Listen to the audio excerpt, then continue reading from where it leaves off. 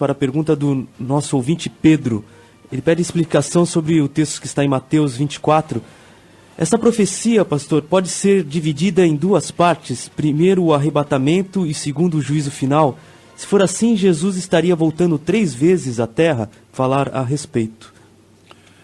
Nós queremos dizer o seguinte, que há um equívoco aqui do nosso ouvinte chamado Pedro.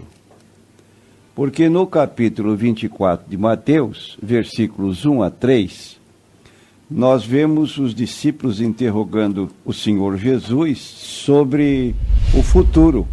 E quando Jesus ia saindo do templo, aproximaram-se dele os seus discípulos para lhe mostrarem a estrutura do templo. Jesus, porém, lhes disse: não vedes tudo isto? Em verdade vos digo que não ficará aqui pedra sobre pedra, que não seja derrubada. E estando assentado no Monte das Oliveiras, chegaram-se a ele os seus discípulos em particular, dizendo: dize-nos, quando serão essas coisas, e que sinal haverá da tua vinda e do fim do mundo? E Jesus, respondendo, disse-lhes: acautelai-vos que ninguém vos engane. Muito bem, então no versículo 3, repetindo... E estando assentado no Monte das Oliveiras, chegaram-se a ele os seus discípulos em particular, dizendo: dize-nos, quando serão essas coisas, e qual sinal haverá da tua vinda e do fim do mundo? Então, primeira profecia de Jesus. Aliás, a primeira pergunta dos seus discípulos: quando serão estas coisas? Segunda: que sinal haverá da tua vinda? E terceiro: e do fim do mundo. De modo que a primeira menção, quando serão estas coisas, veja que a pergunta dos discípulos, chamando a atenção de Jesus para olhar a estrutura do templo, foi respondida por Jesus de modo nada simpático. Não vedes tudo isto? Em verdade vos digo que não ficará pedra sobre pedra que não seja derribada. Aí os discípulos perguntam: quando serão estas coisas? Isso se deu na destruição da cidade de Jerusalém no ano 70 da nossa era, mais ou menos 40 anos depois da profecia de Jesus. Correu um boato quando o general Tito, romano, cercou a cidade de Jerusalém. Ninguém entrava, ninguém saía, havia fome. Correu o boato que nos alicerces, na fundação do templo, havia tesouros escondidos.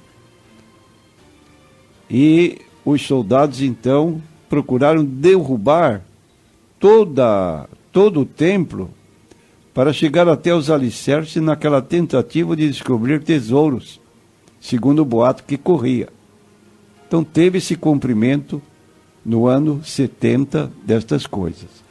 A segunda vinda de Cristo, que ele passa a enumerar os sinais, versículo 5 em diante, surgimento de falsos profetas, fome, terremotos, etc. Chegando ao versículo 29, quando se fala então da segunda vinda de Jesus. E logo depois da aflição daqueles dias, o sol escurecerá, e a lua não dará a sua luz, e as estrelas cairão do céu, e as potências do céu serão abaladas. Então aparecerá no céu o sinal do Filho do Homem, e todas as tribos da terra se lamentarão, e verão o Filho do Homem vindo sobre as nuvens do céu, com poder e grande glória. E ele enviará os seus anjos com o rijo clamor de trombeta, os quais ajuntarão os seus escolhidos desde os 4 ventos, de uma extremidade à outra dos céus. E logo em seguida nós temos as palavras de advertência do Senhor Jesus Cristo com respeito à sua segunda vinda, dizendo que daquele dia e hora ninguém sabe, e que os dias que antecederiam a sua vinda seriam dias iguais aos dias de Noé. Versículos 37 a 39, quando veio o dilúvio. E como foi nos dias de Noé, assim será também a vinda do Filho do Homem, porquanto assim como nos dias anteriores ao dilúvio, comiam, bebiam, casavam e davam-se em casamento, até o dia em que Noé entrou na arca, e não o perceberam, até que veio o dilúvio e os levou a todos. Assim será também a vinda do Filho do Homem. Então, por fim, a consumação dos séculos, que nós chamamos o estado eterno. Capítulo 21 do Apocalipse, versículo 1. E vi um novo céu e uma nova terra, porque já o primeiro céu e a primeira terra passaram, e o mar já não existe. E eu, João, vi a uma santa cidade, a nova Jerusalém, que de Deus descia do céu, adereçada como uma esposa ataviada para o seu marido, e ouvi uma grande voz do céu que dizia: Eis aqui o tabernáculo de Deus com os homens, pois com eles habitará, e eles serão o seu povo, e o mesmo Deus estará com eles, e será o seu Deus.